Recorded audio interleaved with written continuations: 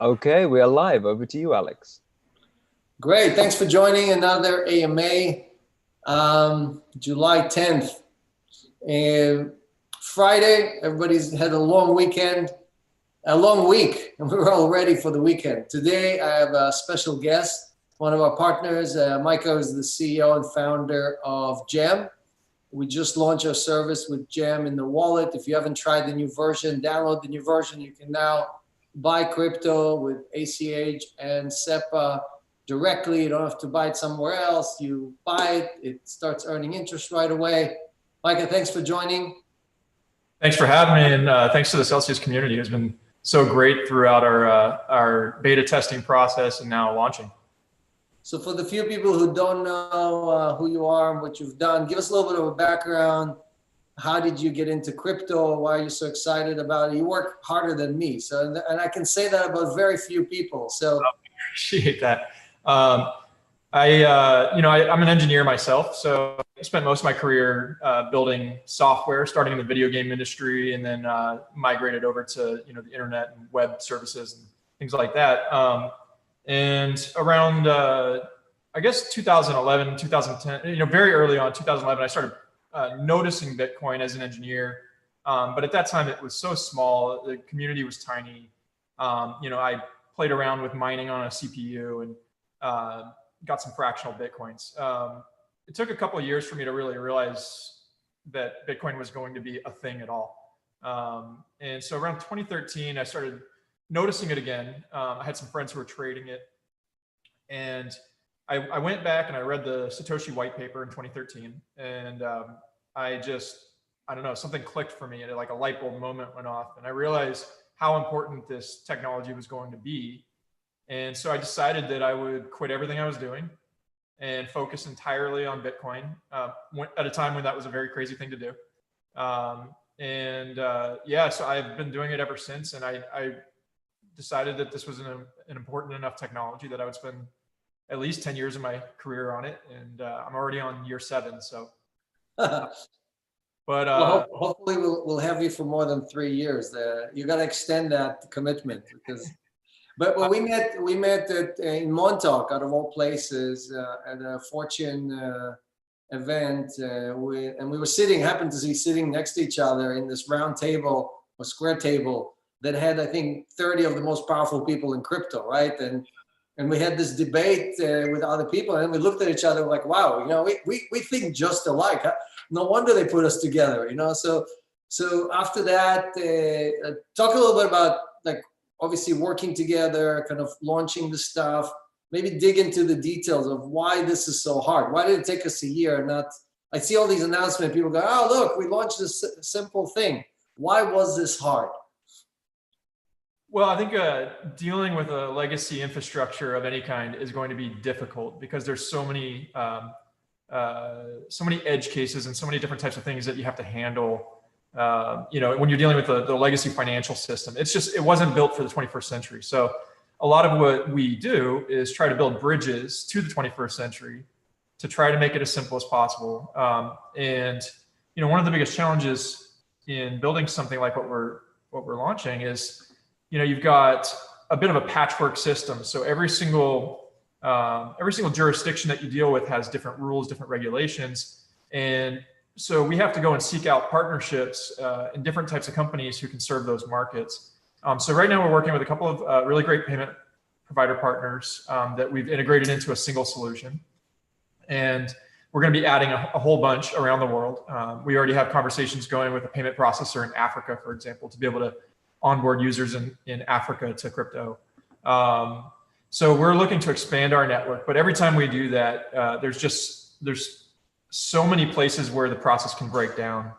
And one of the big challenges with going from the fiat world to crypto world has a lot to do with regulations around KYC and AML.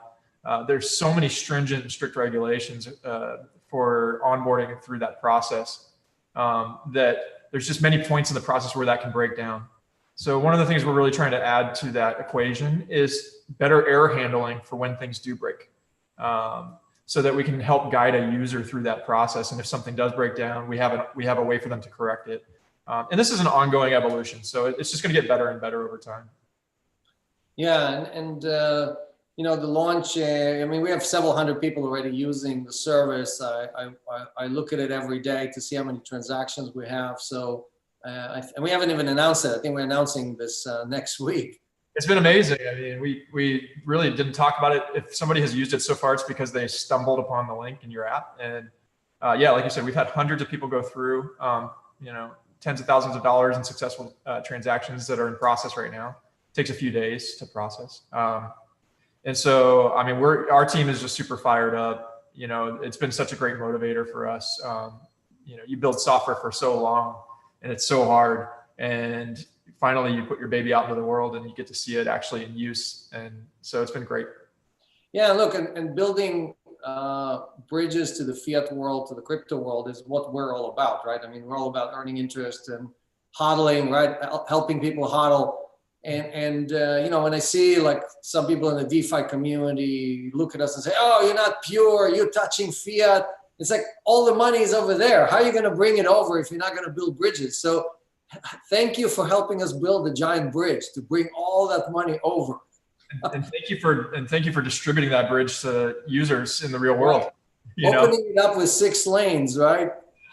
I mean, how many crypto projects are just incredible technology, but don't actually bridge to real people? You know, they just kind of sit on the shelf because there's not really a strong use case. And I think what you guys are doing, there's clearly a strong use case that, you know,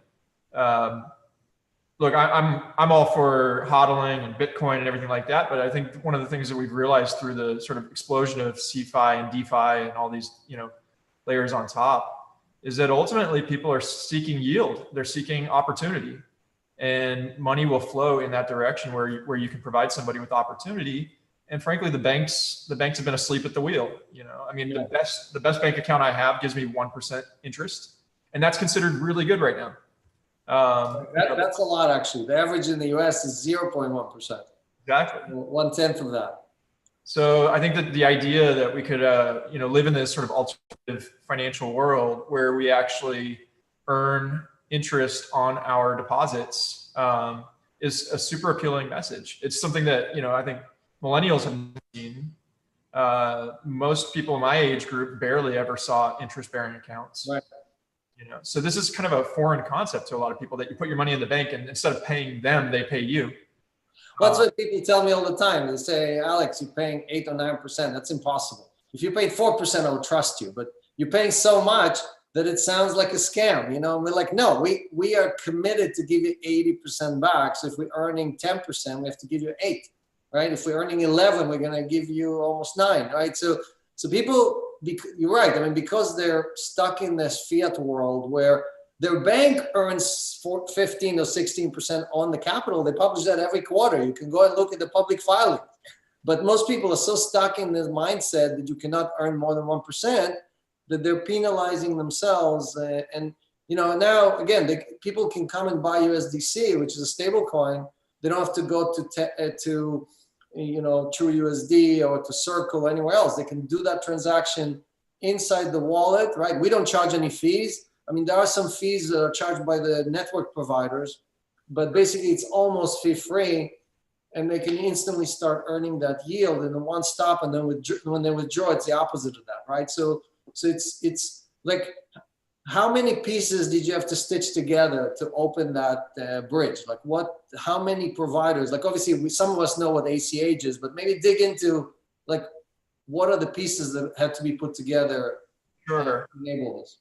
Yeah, so right now we launched this. This is an early phase for us. So we launched this with 2 payment rail providers, one in the United States, which is our partner Wire, and one in Europe, which covers about 34 countries throughout the European Union, and that's Coinify. And you know, but there's a lot of other partnerships that we have to build and a lot of technologies that we have to integrate. For example, we're rolling out an integration with Onfido for a KYC onboarding ramp flow within our widget. This is the same company we use as well. So. Yeah, right. So in your case, we don't need it because you guys are already performing the function. But you know, we're trying to make this something that's available to lots of companies. And if you're let's say a wallet provider, you want to go and build a wallet. The idea that you want to add fiat to crypto rails into your app is a daunting task because there's just so many things to think about. So our core service is basically just providing a drop-in tool, a drop-in toolkit widget that an app developer can install in a few lines of JavaScript code, and we'll handle the entire user flow from walking through KYC and onboarding, getting approved on the account, adding a payment method. So we had to integrate with Plaid, for example, to allow users in the United States to connect their bank account, and then actually performing the transaction through our liquidity providers. So that whole process is multiple people, multiple vendors, and it's different in every jurisdiction that the user lives in. So exactly. To cover the world, I mean, we talk about hundreds of companies that we need to integrate, right? To open this up to the 200 countries that are out there, right? Because each country has its own restrictions and local currency and the transfers. Are you allowed to convert it or not? And fees and everything else, right? It's all very complicated. And each payment vendor might have different requirements. So for instance, in Europe, they require us to ask about the source of funds.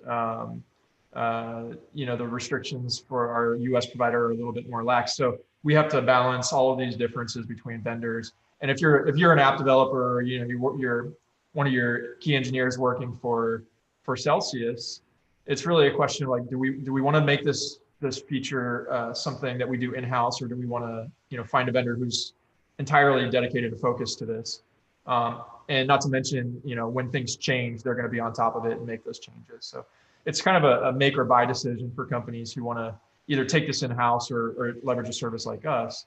And one of the things I was really excited about with the Celsius project is, you guys have very stringent requirements on the look and feel, which I totally appreciate as somebody who cares a lot about design.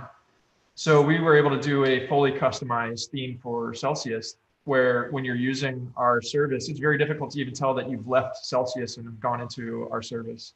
Yeah. Because the look and feel matches. So I think those kinds of touches are something that really haven't been fully brought into the space yet. And Celsius these are critical things, because people that are used to using Venmo, PayPal, or whatever, and they come to the crypto community and they see how complex that is, they just leave. They don't try to learn everything and wrestle through it. That's why we only got 50 million users in crypto. You want to bring 1 billion people over, make it really easy for them. And so part of working for a whole year and perfecting this was really what you just talked about, which is that user interface, the experience, the trust, right? Because a lot of it is trust. It's like, okay, I'm going to give you my bank account information. Can I trust you? Right. So a lot of this is stuff that others are not paying enough attention.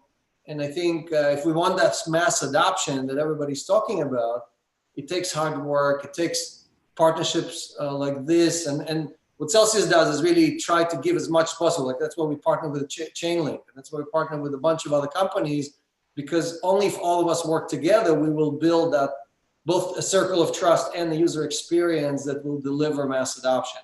So that was very important for us. And I know there were several champions inside Celsius who were like screaming jam at every meeting. They're like, jam, when is that? Giving you priority, because obviously we have 10 other projects competing for that slot.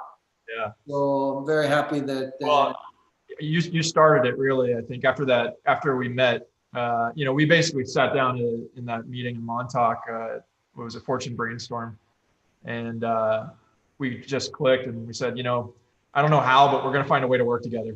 I think like that's actually one of the beautiful things about the cryptocurrency industry, because it is very relationship driven, and it's sometimes we have a lot of people who kind of come and go in this industry and who don't really have their focus on the long term global strategy of bringing cryptocurrency to the world. A lot of people come in and then they disappear when the price drops. The tourists, they go back to fiat land after a short visit. So I think like finding people in the industry who really care and are passionate about what we're actually trying to do to change the financial system and to create safety rails for the global financial system, I think is, it's rare. And so when I met you, I wanted to work with you, and it's exciting to be able to finally do it. So you're a big thinker. Tell us a little bit about what you see happening. I mean, obviously the last 6 months have been just crazy. Like, again, I always say that like the people I feel bad about are the HBO and Showtime writers, because they can't beat reality no matter what they come up with. Like every day we watch the news and like, you're like, oh, it's so boring. Let's just watch CNN and we get more entertained. So when you see what the Fed is doing, what you see what fiscal action is, what are your thoughts on this chaos we're living? Well, I think the funny thing is that people constantly are saying in the news, like, no one could have predicted this would happen. And I hear that over and over and over again. But the reality is, like, in our industry, we've been predicting this for 10 years. You know, and I can't say that we predicted a pandemic to cause it, but I think that the pandemic was really just an accelerant of existing problems in the system that brought them to light, you know. So we've been talking about the Federal Reserve and overprinting of money for years and years and years. And the number one reason why I got into Bitcoin was because I saw that it was a scarce resource that couldn't be printed by some central authority at will. And so it's always been this hedge against the Federal Reserve and unsustainable money printing. And now, you know, I mean, we saw crazy money printing after the last financial collapse. And what I think the problem is, it worked. And so it taught the government and the Federal Reserve and everybody who's kind of close to that system that money printing is a great way out of a problem. Right. You know, and so now we face this even larger threat and this larger problem. And the only tool in the toolbox that we have is to print infinite amounts of money. And you can't even blame the Federal Reserve, because if you were sitting at if you were the chair of the Federal Reserve and you only had one tool in the toolbox, and your alternative was to let the entire system melt down, you know, you don't really have much of a choice. The only thing you can do is to print lots and lots of money. And I think that, you know, people are saying, well, it's working, you know, like the stock market's going gangbusters. Trump's out there tweeting every day about how the stock market is at all-time highs, and somehow this is a success story. And by the way, we were able to do this without even causing inflation in the market. So it's amazing, right? How does an all-time high in the stock market and asset prices globally in a time of a pandemic, when nobody can go out and spend money and consume these services, how is that not inflation? Right. You know, it's inflation of asset prices. Exactly. So, and the benefits go to the 1%. I mean, most Americans don't have most of their assets in the stock market. If they have anything, it's probably a tiny little fraction of it. But the US dollar is like the golden goose that lays golden eggs. And what the Fed is doing is going to the goose and saying, okay, instead of 1 egg a day, now do 2 eggs a day. Okay, now do 4 eggs a day. Now do 8 eggs a day. Now, sooner or later, the goose is going to die from trying to lay so many eggs. And the analogy here is that the rest of the world is going to stop trusting the dollar. That's when we kill the golden goose, right? And today, 80% of the world's transactions are denominated in dollars.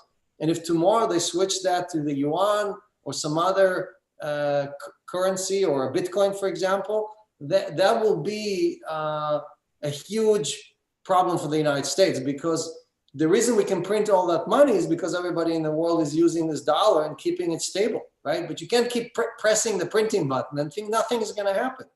And this whole BS about modern monetary theory, it ain't modern and it's not a theory. It's just a bad experiment that's going to blow up in our face. And you know, the last straw that you put on the camel's back is the one breaks the camel's back. It's not the accumulation. So we are getting closer and closer and closer to the point where basically everybody dumps assets in dollars. And if they do that, then we get left holding the bag, and we can look just like Japan, right? And it's going to be not just the lost decade, it's going to be the lost century for the United States. So it just, there's no good outcome out of this from my perspective. What do you think is the camel or the straw that breaks the camel's back? So look, we today there's no alternative. So today the best house in a bad neighborhood is the US dollar. But we're already seeing other houses on fire. When you look at how many fiat currency around the world are on fire, the Lebanese currency is down like I think 70 or 80%. The Turkish currency is down 50%. Brazil is about to go on fire. Argentina is already on fire. So think of these as dominoes, and as they fall, they start bringing down bigger and bigger and bigger dominoes. Why? Because all these countries have debt denominated in that they borrowed from somewhere else. When Greece had a problem, Germany had a problem, and Italy had a problem, and everybody else had a problem, right? So all these countries are interconnected. So when the debt, all the Turkish debt just went bad, all the Argentinian debt just went bad. So there's $100 trillion worth of debt worldwide that is going to have to be refinanced. And all of these dominoes falling, eventually the last domino is the US dollar. And we think that it's like this tower that is unshakable. Well, look at what happened in 2008, right? We thought AIG was this tower that was unshakable. And then the taxpayers had to spend almost $200 billion bailing it out. So here, how does the Fed bail out itself? Yes, it can print all the money in the world, but that doesn't mean anything. If no one trusts the dollar because all the dominoes are falling and every fiat currency becomes not trustworthy, then everybody has to escape either into gold or crypto or some other non-correlated asset. And that is maybe 5 years away. It's not tomorrow. I'm not talking about 2021, but the fact that the fiat dominoes have started falling tells me that it's much closer than most people think. Yeah, I'm mostly concerned right now about, in the last financial collapse, we had essentially collateralized debt obligations, that brought down the mortgage industry. It was a problem that was sort of localized in the real estate markets that then had contagion to the rest of the market. And we put all these kind of rules in place. So this time around, I don't think it's the mortgages that we have to worry about as much. But we've basically taken the same, or Wall Street has taken the same playbook that they were using to.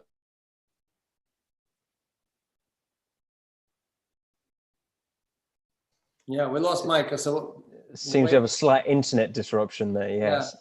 We'll wait for him to log back in. But yeah, loans and obligations. Sorry, guys, I'm in Puerto Rico, so the internet connection here goes in and out. So they took CDOs, from the mortgage industry, and they just renamed them, relabeled them to CLOs for the corporate debt market. And we've been basically stacking risk on top of risk on top of risk in the corporate debt markets. And now the Federal Reserve has actually decided that it's not enough for them to just create money to fund to the banks who fund to the businesses. It's not enough to just buy ETFs that invest in these bad instruments. Now they're actually going out and financing companies directly. So the Fed is now a buyer. Yeah, it's definitely true. I mean, $3 trillion since 2008 of corporate debt. Yeah, since 2008, $3 trillion worth of corporate debt went just for stock buybacks, right? So basically, corporations wanted to goose up their earnings so they could pay themselves bigger dividend, because the CEO gets a huge dividend when he hits his number. Well, how do you hit your number? You borrow debt, it's really cheap. You use the money to buy your own stock. So when you buy your own stock, the earnings per share increase, and you pay yourself a giant bonus. Again, some of these banks and big companies pay themselves $100, $150 million bonus per year.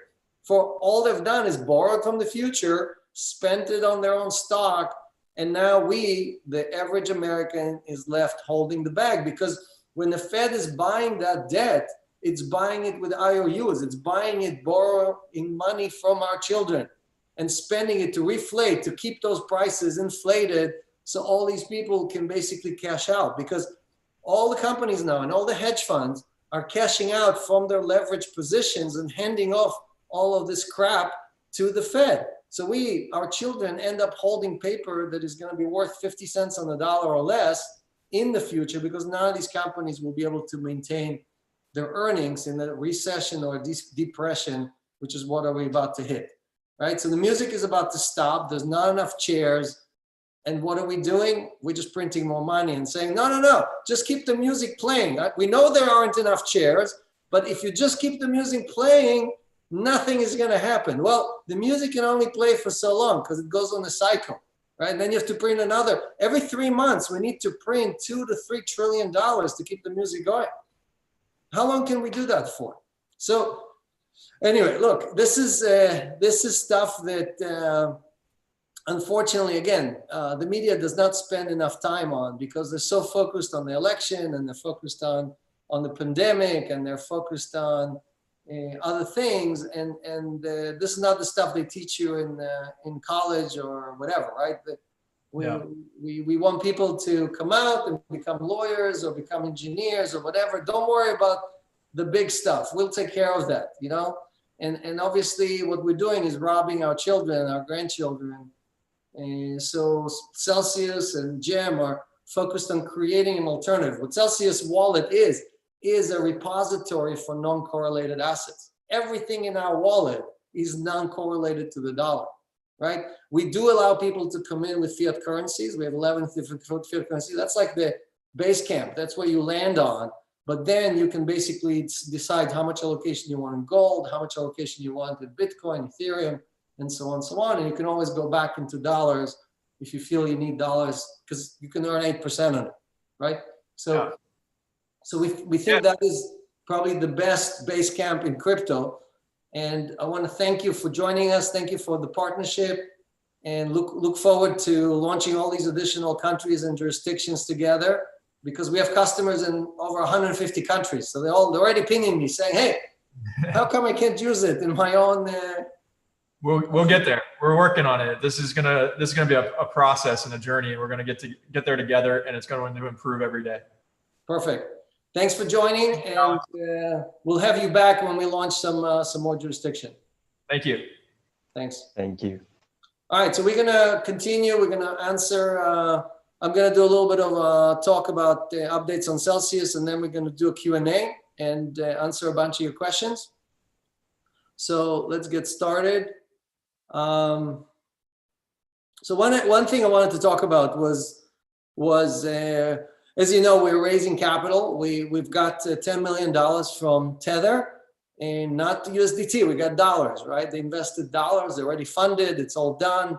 And now we also use that. They set the price. They decided that Celsius is worth $120 million pre-money valuation. So valuing the company at $120 million, that is the highest valuation that any lending company achieved. If you go into a search, okay, what did BlockFi get? What did the Compound get in their last round of funding? What did any other lending company get? You will see that Celsius is valued more than anyone else. So that tells you that the investors coming in are seeing Celsius as a more viable, more valuable company than its competitors. And a lot of it has to do with you guys, right? We have the largest community. We have the most passionate community. We're the most dedicated community. And watching the depositors' behavior tells the investors that they're investing in something for the long term, because they're seeing that the community is very, is sticky. It's standing, it's a hodler's community that is staying behind Celsius through thick and thin. No matter if the Bitcoin is going up or down, people just don't withdraw their coins. So I want to thank you for that. Obviously, we also open the round to the community. So if you go to banktothefuture.com, there's also a link on our website and the link in the app. You can come and participate. Unfortunately, we ran out of spots for US investors. We can only accommodate 99 of them. But we have over 1,500 investors that are applying from all over the world. I think we processed something like 650 of them. And we're going to try to keep it open until we get everybody through the queue. But I want to thank everybody for participating, for supporting us, and for making this a great success. So the reason we're raising money is because for example, we applied for 3 different licenses, right? So as you start applying for licenses in jurisdiction, you have a lot of costs. You have legal costs, you have compliance costs, you have to hire local people. We're hiring people in England, in Australia, in Hong Kong, in New Jersey, in Israel, if I didn't mention, right? We just have a new employee in Germany and so on. So we are expanding everywhere. And a lot of it is to basically, again, comply with local laws, provide better local service, and deliver more value to our customers. If you look at what are we spending that money on, if you've seen a few days after we closed with Tether, and by the way, Tether spent 6 months doing due diligence, okay? They turned every document, their lawyers went through every document, every filing, every contract to make sure that Celsius does exactly what it does. So, and if you look at what we've done just days after closing with Tether, was we doubled the rewards to the community. So if you want to bring a new member to Celsius, instead of getting $10, now you're getting $20 and they're getting $20. You have a loan that you can bring in, somebody who needs a loan to take with Celsius, you get $100 and they get $100. And we're going to put a lot of that detail on the website that should go live by Monday. And you can start, also a lot of this is in the app already. And you can learn about how you can become an ambassador or just use or earn money through referrals. And again, we want to activate the community to help us double or quadruple the number of Celsians that we're adding to the group. Okay, another big differentiator that I think is very important for everybody to know is that a lot of services that you see on the internet are neutral services. For example, Uber, right? Uber does not represent the drivers or the riders. It's just a neutral party in the middle that makes both parties transact with each other. DeFi is a neutral service. DeFi does not represent the depositor or the party taking the loan. Celsius is unlike all of those. Celsius' mission is to represent the depositor and extract as much as possible out of the borrower. In our case, the borrowers are institutions, right? Unlike DeFi, which lends mostly to retail and speculators and so on, we focus on institutions. And our job is to grab as much as interest as possible out of the institutions and give you 80% of that. So it's very important that you understand that, because again, if you're using other services and they're neutral, well, great. How is that good for you? How is the fact that this or that service is treating an institution? Can you go head to head with $1 billion institution? You think you're going to win? So aggregating hundreds of thousands of users, in our case right now, it's 130,000 users, aggregating them all together and using that pool of BTC to extract the most rent, to extract the most interest out of the institution is why Celsius earns much more than any of these other platforms. Now, some of them subsidize rates. They don't earn it, so they publish a rate that has nothing to do with reality.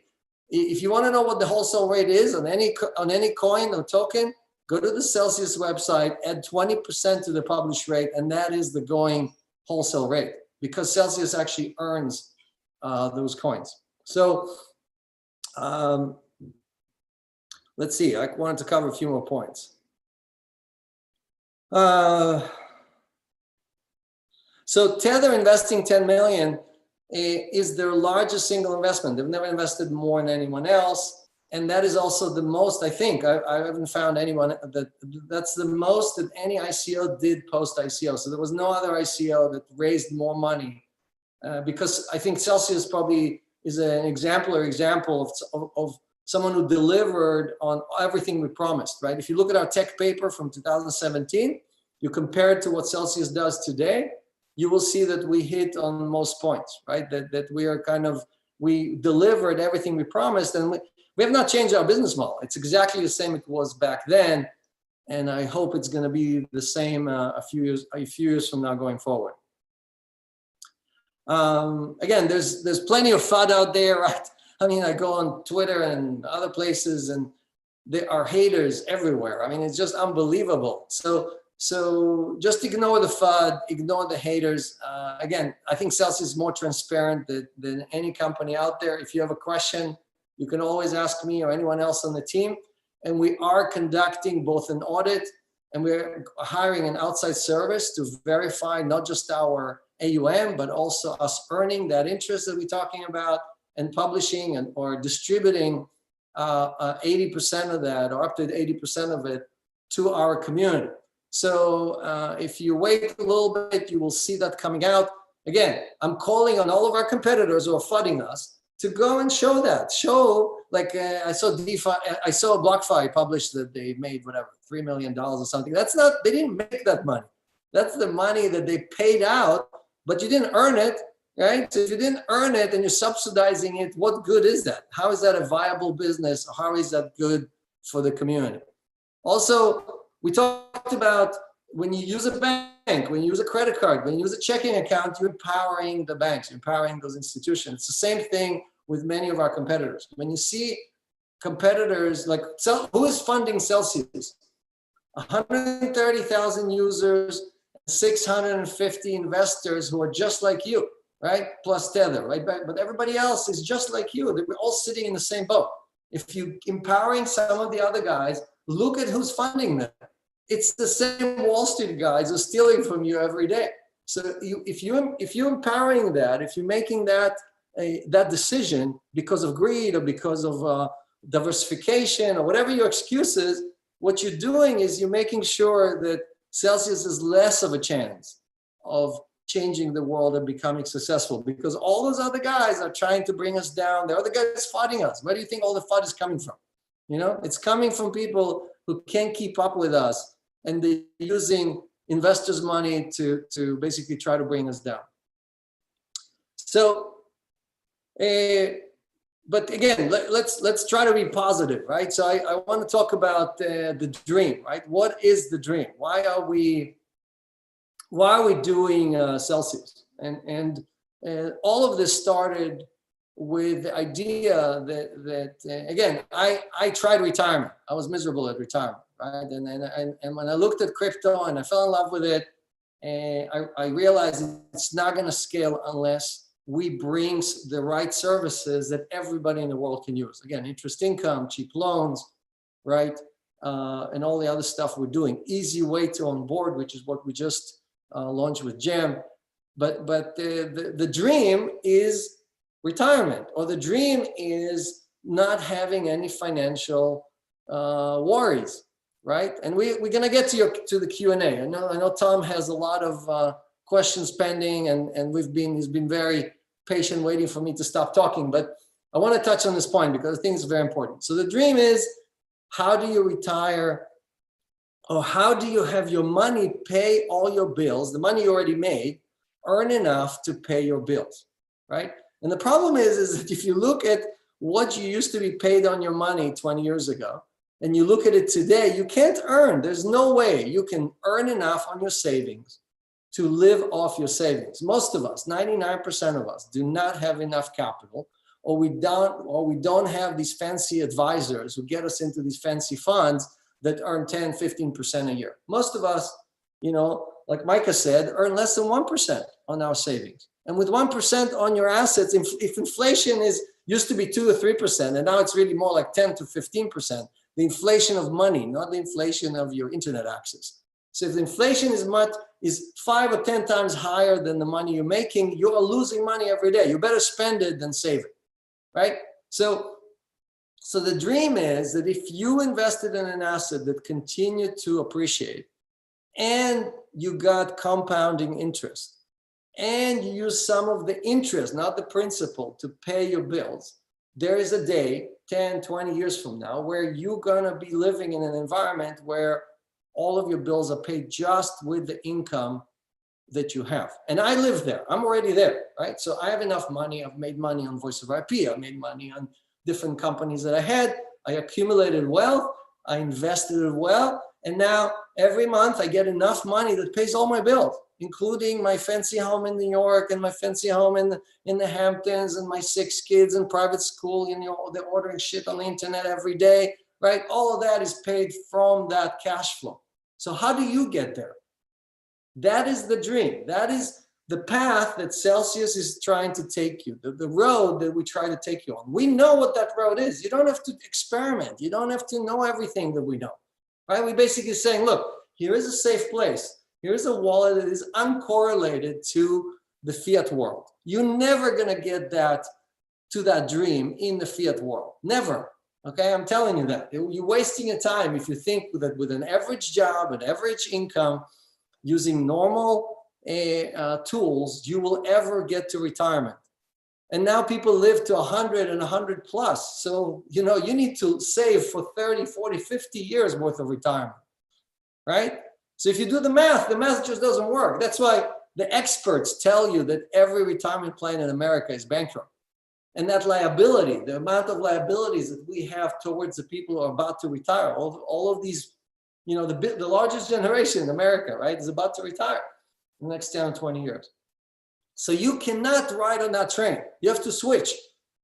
And you have to switch to something that is non-correlated, that is pegged to gold or Bitcoin or Ethereum, and again, and diversify there, and then generate income, which is what Celsius does. It generates income on stable coins, which is like, okay, I love the dollar. Alex, I don't believe in anything you're saying. The dollar will always stay the reserve currency in the world. Great, stay 100% in dollars, earn 8 or 9%. How does that sound? Right? So the point is, we're not choosing for you. We're saying here are a variety of services. You do your homework. You decide if you love stable coins or crypto or gold or whatever, but all these things are in one basket and you can move very easily between them. And now you can move assets in very easily. And the income you're generating, we want you to treasure that, because compounding is the most powerful force in the universe. Einstein said it, not me. If you don't believe me, watch what Warren Buffett made his entire wealth from investing in companies that pay dividend, and then he just reinvests the dividend. Berkshire Hathaway does not pay dividend, but almost all of his investments pay dividend. All the banks he invested in, all the power companies, almost every asset, Coca-Cola, every asset he has, check it out, pays dividend, including Apple, right? So you can do the same thing, but you need high yielding assets. You cannot invest in something that has 2 or 3% return. So Celsius put all that together. It protects you. It acts in your best interest, which almost very, very few people can say that. And not just say that, but also prove it to you every day, every week. Every action we take, show me one action that we take that is not in your best interest. In every management meeting, I ask people, because our team keeps coming up with ideas, I'm like, how is that in the best interest of our community? And if they don't have a good answer for it, we don't do it. So all these things are the things that separate Celsius from the rest, and the things that are going to help you. It's not about us or about other people. It's about you. How do you get to retirement? How do you, without a fancy degree or working on Wall Street or having all the right connection, live your dream and provide for your kids?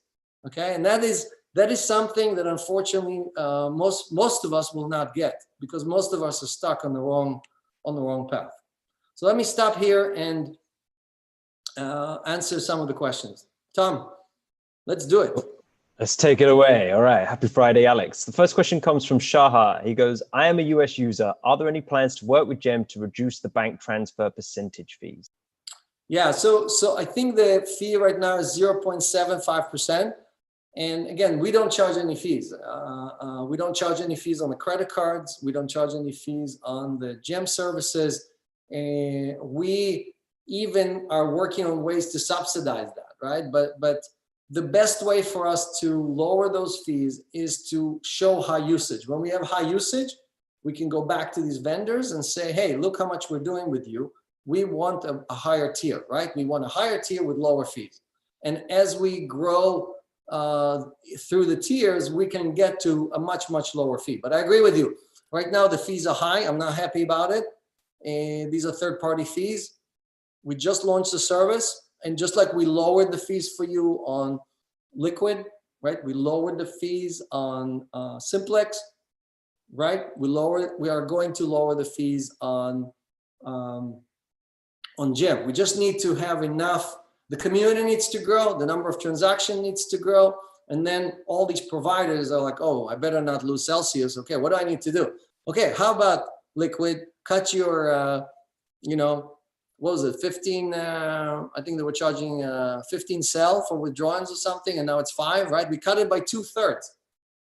So we're gonna do the same thing here. We're fighting for you every day. So the next question is, will there be more supported countries by GEM for SEPA? Yeah, so we heard that from Micah. They're working already on African countries and Asian countries. So it's coming.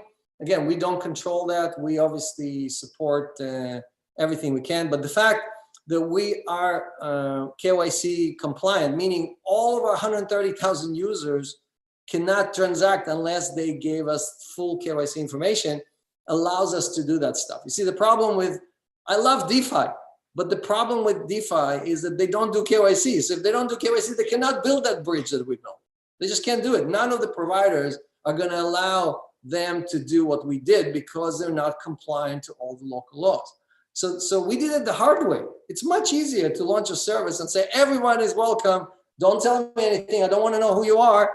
You know, I don't care if you're legal or illegal. I don't care if you're a scammer or a good guy. Celsius does tremendous amount of work. Not just when you come in, but also afterwards. We're watching you all the time because we want to make sure that the bad guys are getting kicked out of the community. And we kick out people all the time. Anyone we suspect is a bad apple, you're out of here. Why? Because the nest that we want everybody to join to get to retirement, okay, that nest has to be pure. If it's not pure, the regulators are going to come and crush us. So we are doing a better job, I think. When you see a banks violate the law every week, right? They get caught with scammers and money laundering and cleaning money for the mob, right? If you don't believe me, just look it up. It's all public information. Just do a search. HSBC, Mexico, money laundering, right? Do a search. Goldman Sachs, Malaysia, you know, stealing. Just do that search. These are the biggest banks in the world, right? So all this stuff, and by the way, they all send me emails every day. I got 2 emails from JP Morgan. I guess they're not watching the AMAs and see what I'm saying about JP Morgan. I got 2 emails from JP Morgan, from their top guys in New York saying, hey, Alex, sounds like you're doing real well. You're going to be really, really rich. Can we get some of that money? Can you deposit it with us? So they don't care. They could care less. All they care about is if I got this customer, I'm going to get a giant bonus and I'm going to upgrade my pool in the Hamptons. Next question. So the next question comes through from Andra. I don't see my residential area when trying to use the bank transfer method in Celsius. I have a bank account with SEPA. Can I still use GEM to buy coins on Celsius? So again, the restrictions there's a lot of restrictions. Unfortunately, for example, if you're from the state of Texas, it doesn't matter if you have GEM or not GEM, you cannot buy USDC, okay? Not us. Your local Midland bank, your friendly Midland bank went to the regulators and made sure that we will not be allowed to do that stuff, right? So we have to stay compliant. In every state, in every jurisdiction, there are certain rules. We just work with the rules. We don't have the power today to go to the regulators or the leverage to go to the regulators and change, you know, what they're thinking. Now, the good news is that, for example, the chief legal guy from Coinbase, I think, left and joined the Mnuchin organization, and hopefully he is pushing hard on behalf of the entire crypto community to treat us, the crypto community, better than we're being treated right now. Because right now we're like an orphan. You know, it's like no one wants to deal with it. No one wants to talk about it. It's like, oh yeah, just put him in some house over there. Don't once in a while do a donation, but we don't want these guys on the streets. Okay, so we unfortunately today do not have the leverage necessary to change the rules, to change the laws. But if we had 100 million users, we would definitely be able to do anything we want. Okay, so next question. Thank you. I've actually just been fed a bit of information that we'll be adding pounds next week. So that's GBP for me. So thank you. The next question we have. The credit card, the Simplex supports many more language countries and many more currencies. So if you are stuck. You cannot use the ACH or SEPA. Check out the credit card stuff. Again, many credit cards give you like 2% back, right? So if you spend 3% with Simplex and you're getting 2% back, your cost is really 1%. And 1% is almost comparable to the charges that you will have anyway on the ACH side. So the next question is, when will we be able to purchase more than just Ethereum, Bitcoin, and USDC via ACH? That's a lot of letters. Yeah, so again, this is the regulatory restrictions. Also, we wanted to launch with a small set of stuff to make sure everything is working fine. But the plan is to add all the coins, even coins we don't yield on, you should be able to buy through the wallet and hold in the wallet. So I hope to be adding many other coins. And recently we've added, I think, 4 or 5 of them: BSV, BUSD, BAT. I guess all the letters, all the coins start with a B, right? So we finished with the Bs. Now we're going to the Cs. Go ahead. And we'll start with Celsius. Will it be possible to buy more than $3,000 worth by bank transfer in the future? Yes. So again, right now the restrictions are to make sure everything works well. I think the cap in the US is something like 10,000. So we have to see, we have to make sure there's no bad actors, that we didn't leave any doors open. I can guarantee you, every hacker out there, we are a juicy target, right? So every hacker out there is like, okay, Celsius is a new version. Let's see if they left any door for me to get in. So we have dozens of people watching every transaction, making sure everything's perfect. And, that's why Celsius is doing so well on the security side, right? I mean, you're seeing hacks and things every day. And we just keep hiring people for the department, right? That's the department that we're staffing up probably the most to make sure everybody's safe and secure. So the next question is, I only have Cell tokens in my account and I don't want to sell them. I would like to borrow against them to buy into this equity round though. Is there another way to get leverage of my Cell tokens? Right, so we are adding Cell and other coins. You'll be able to basically borrow against every coin you have in your wallet. That is maybe 2 weeks away. So it's coming very soon. And when you have that, you will be able to borrow stable coins or other things against your Cell token and other coins. I don't recommend leverage. I think leverage is what the problems I was talking about before with Micah, right, are all because companies and individuals and governments are taking leverage. And that's the huge difference between Keynesian economics and Austrian economics. Are you encouraging leverage and spending, or are you encouraging savings and GDP growth, right? So if you want to retire and if you want to have enough money for you and your kids and everything else, do not use leverage, because no one can tell you that this or that coin or this or that commodity is not going to go down 50, 60, 70%. And if it happens, all of your other assets are going to go down in value. Meaning you want to be able to say, okay, fine, but look, my Bitcoin did so well, so I'm just going to sell. No, Bitcoin's going to go down as well. And then you're stuck in an environment where you are being liquidated. Celsius only liquidated 6 people in almost 3 years. Why is that? Because we discourage leverage. We don't give you a credit card to spend your coins or or create leverage on your accounts. We discourage you, because if you do all these things, you're not going to get to retirement. And when you're thinking about it, when you're 70 or 80 years old, that's 30 years too late. You have to do it right now. So should you buy a little bit? Yes, but you should not leverage your position. I mean, we're going to cap those other coins at 25 or 33%, but even that is too high. Right? Even that is too high. So do yourself a favor. Don't let greed prevent you from reaching retirement. The goal is not to find out who dies with the most money. That's not the winner. The winners are the people who made it to retirement, who made it through the journey. Making it through the journey is the only goal here. It doesn't matter if you made it through the journey with $1 million or $100,000 or $10 million. The point is you made it through the journey, because the vast majority of the people on the planet are not going to make it. They're not going to have enough time. They're going to be working in their 70s and 80s. So if you want to be different from them, then listen to my advice and do not leverage your portfolio. Just remember, go online and see how many people our competitors liquidated. All these people that liquidated, do you think they're still in crypto and they're celebrating? No, they all left. They all went back to fiat world and bought Amazon stock.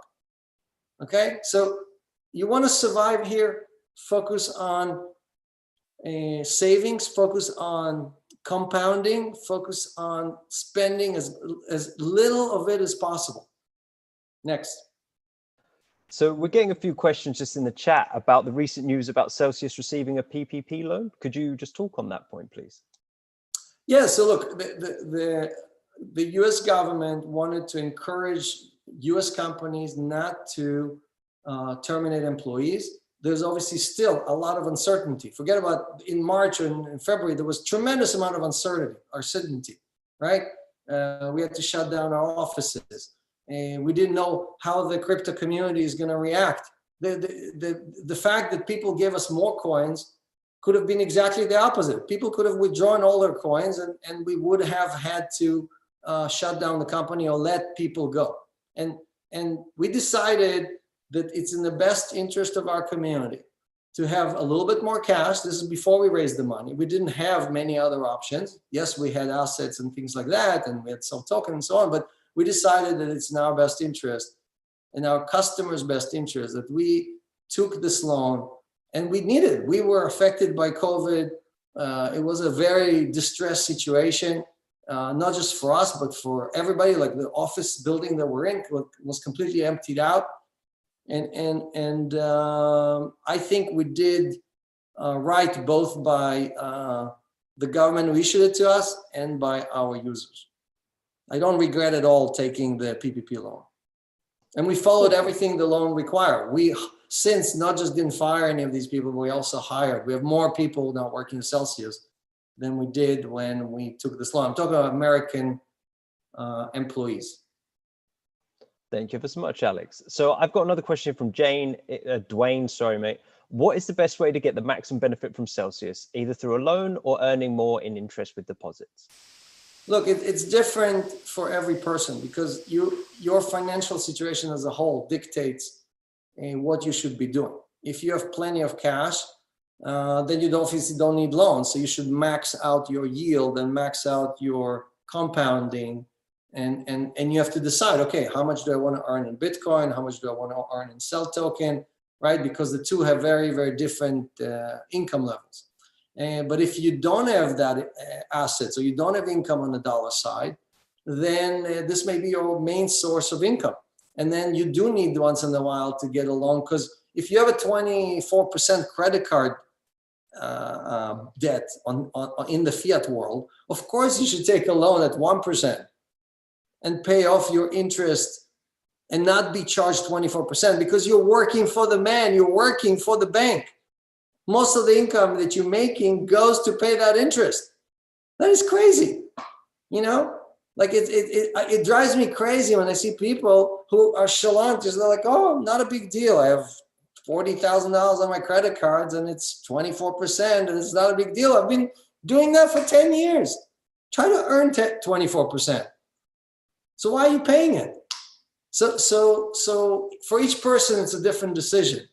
But eliminating your debt by taking loans against your asset is what the rich people do. They don't pay 24% on their credit cards. Next.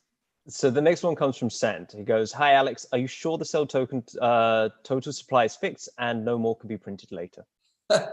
Look, you don't have to trust me. It doesn't matter what I say.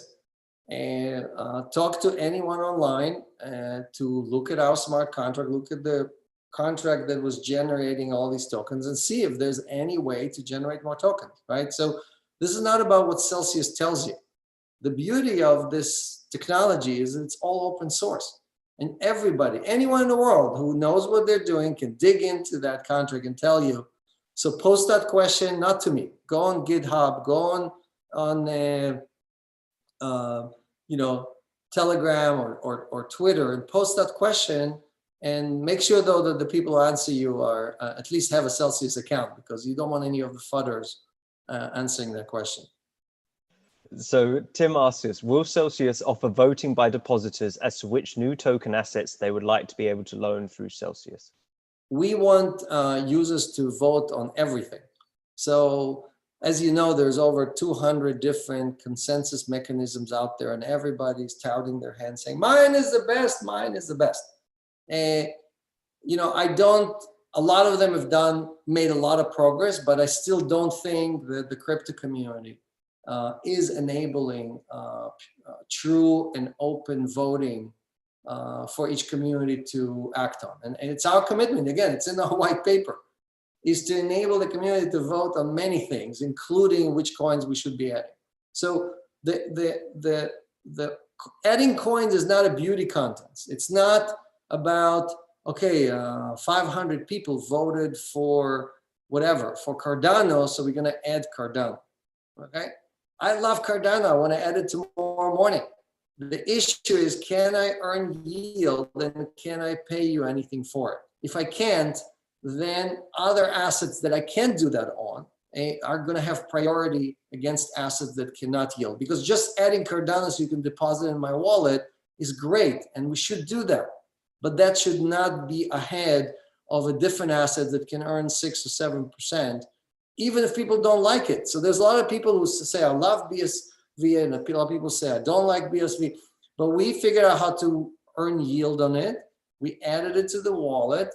And the people who like the project are going to deposit it and earn it. So next question. The next question comes through from Celia. I'm a newbie in crypto. How should I go about deciding which coins to purchase, and what is the difference between buying the sell tokens and buying coins? I presume she means other coins. Yes. So look, today it's like a zoo. When you go to the zoo and you see all the different animals, you go, oh my God, I can't believe how many animals are out there. Which one is the best animal? So I like koalas, and I like killer whales, and I like all kind of, but it doesn't mean anything. You have to do your homework. You have to see which projects are here to change the world, which projects are talking to you. They're the things that you care about, right? And you want to support those projects, because it's not about, if you're in it to make money, then again, I can't help you. I don't believe that most of these projects, the price of Ethereum, the price of Cardano, is the community voting yes or no, the community being confident and saying we love it, it's great, it's going to get better, or the community saying, oh my God, I got to get out of this thing, right? So the price is just the thermometer, Celsius thermometer. I used to say barometer, but now I have to change my thing. Ashley told me to change my, what I use. It's a good change. It's a good change, yes. It's the thermometer that tells you the health of the community. And you can see the correlation. When you see Celsius go up 5, 6, 7 times in value in a matter of 6 months, that is because the community is excited. The community loves what we're doing. The community is recruiting other people to come and join this thing. So pick something that you really like and stand behind it. So the next question we have is from Sam. Will sell on sell interest be sustainable when the token is $3 and above? Yeah, the yield on sell has to do with the profitability of Celsius and our ability to earn yield. So for example, in 2 weeks when we launch lending against sell token, now we will have less tokens that we pay interest on, meaning because a bunch of them are going to be stuck in loans.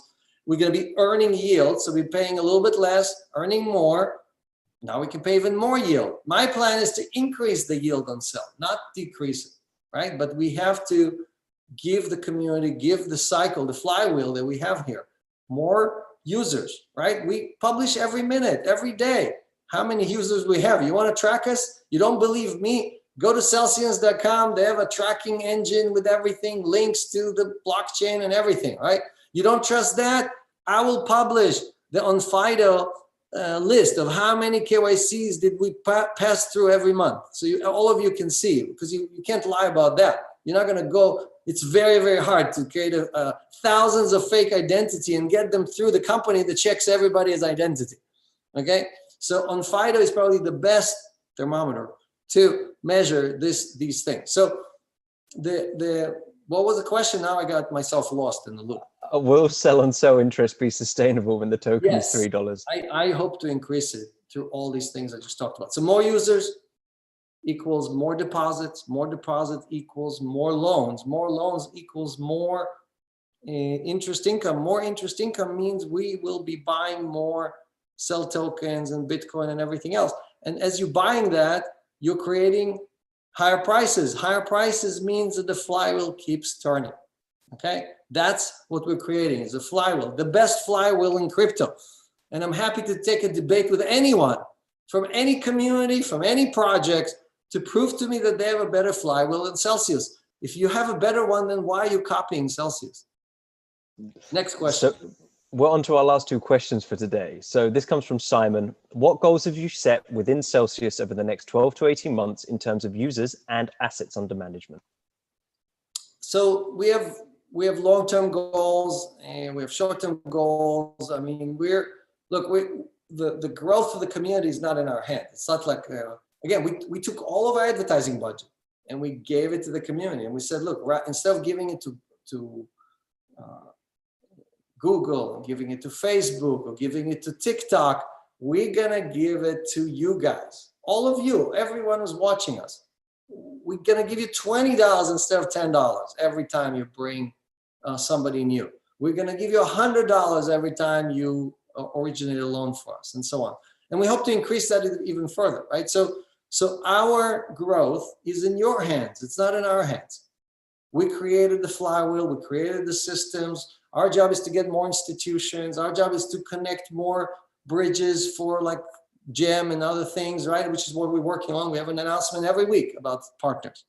And you're going to see huge partners. First week of July, I promise you. You're going to be like, what? No way. Celsius did what? You know?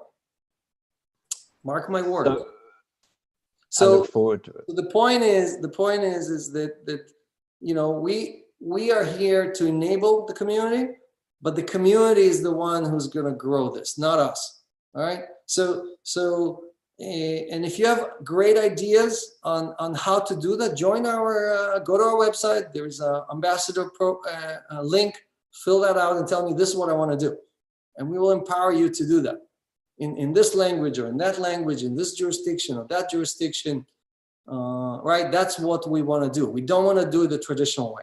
We don't want to subsidize everybody's rides like Uber did and burn $14 billion and then go public and dump all those shares on the retail consumer and have the stock drop by 50%. We brought our investors in, all of you. We allowed you to come in at $120 million pre-money valuation. Okay? And show me another deal in crypto backed by VCs that they allowed their users, right, the people who are using the platform, to come in at, you know, these kind of numbers. No, they love to give you access when it's 10 billion, 20 billion, 30 billion, right? So all these things are the things that show you, are we acting in your best interest or we're not acting in your best interest? And unfortunately, again, in the US, people complaining to me, Alex, it's only for the rich guys. You have to be accredited. That is the law. There's nothing I can do about it. I wish there was a giant button that I could press and allow every retail guy to come in. But the SEC is trying to protect. They want to make sure that you buy Uber at a $60 billion valuation. God forbid if you got into Celsius at $120 million valuation. You know, so we can control them. The law also allows us only 99 users. So we're going to only allow 99 US users. International is a different story. Last question. So the last question comes from D-Gate. He goes, hi, Alex. I would love to know if and when we can expect some more convenience for Europeans. Will we see loans in euros and support for euro stablecoins? Yes, yes, and yes, and yes. We applied with the FCA. We filed an application with the FCA. That's a regulator in the UK. We are partnering with people like Bitwala in Germany and other people in other countries in Europe who are holding other type of licenses. And the plan is to be fully compliant and localized in every country in the world. I mean, that's what we're trying to do. But as you can imagine, if that was easy, everyone would have done that already. So we are a trailblazer, right? Unfortunately, when we file an application, people look at us and go, what? Who are you? This is not possible. You can't do these things. No one has ever done this before. You know, go change your application and make yourself look just like the other guys, right? So none of this is easy. And we're not giving up. We're not turning around and saying, oh, okay, sorry, let me go and refile. No, we're explaining to the regulators why this is in the user's best interest, because that's what they're here for. The regulators, the FCA is not here to protect the banks. They're here to protect you. So if we're really acting in the best interest, if we're really delivering most of the value back to the depositor, if we never have more deposits, more loans than deposits, or assets under management, right? Then there should be no problem with the regulator, right? There's nothing to hide. The opposite, this model is much, much better than any bank or any financial institution who's 10 to 1, 20 to 1, 50 to 1 leverage. Let me state this publicly so it's very clear. Right now, if all the Celsius customers walked in tomorrow morning or right now and pressed the button and said, I want all my coins back, all of them, and all the people at the same time, right? We can service everybody. We can go call back the loans within 3 or 4 days. We can receive all the coins back. We always have 20 or 30% in reserves anyway, so we can, you know, give everybody their money and still have plenty of assets left over. So what that tells you is that we have no leverage, because if you had leverage, we couldn't do that. The reason the Fed injected $1 trillion with a T, that's 12 zeros, one with 12 zeros behind it. The reason they injected that on March 26, I think, or whenever that was because all the hedge funds were leveraging 20, 30, 40 to 1 were about to blow up. And the only thing that could save them was this liquidity injection by the Fed. Nothing like this can happen in Celsius, okay? Because we're not fractional reserves. We are not leverage. We are the opposite of all of that. And that's what I'm preaching every AMA. I'm telling you not to take leverage because we're not taking leverage, right? So all these things are very important because, again, the fudders will FUD, but these are facts. And we will be showing you all these facts in detail with outside auditors and outside examiners who are going to look through all this stuff and validate it for you. Okay, and we're going to be issuing this reports every few months. So these are very important things.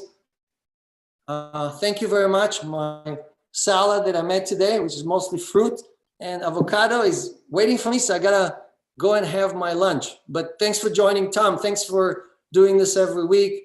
And you're in London. You were supposed to get us a bunch of new employees there. Come on. What's going on with the hiring over there in London? We got more coming, because otherwise I'm going to have the saddest Christmas party alone by myself. So I need to get some employees. All right.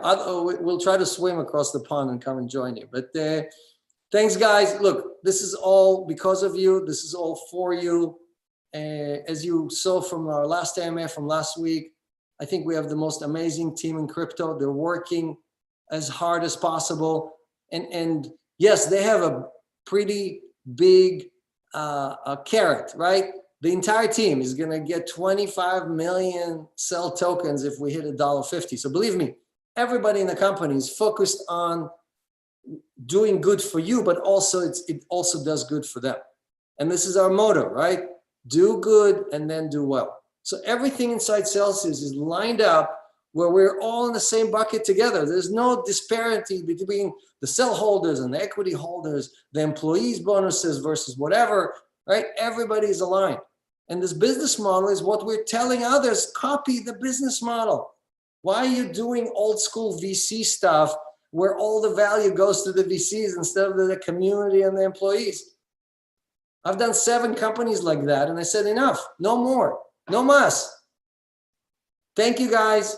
See you next week, and be safe, be good, and take care of your family. Thank you, Alex. Goodbye.